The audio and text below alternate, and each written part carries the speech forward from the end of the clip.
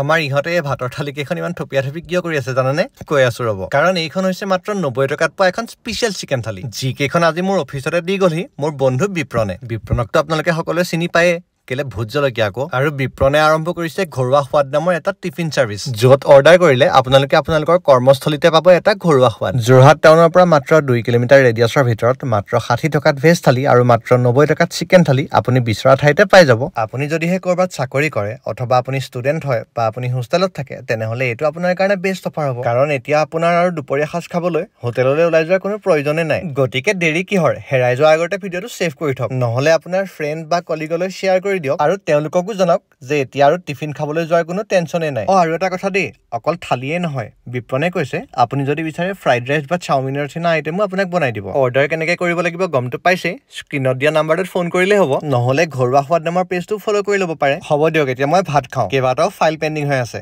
খাই লৈ তাৰ কামতো লাগিব। আপোনালোকে লাইক কমেণ্ট শ্বেয়াৰ কৰি দিবলৈ নাপাহৰিব দেই। Bye bye.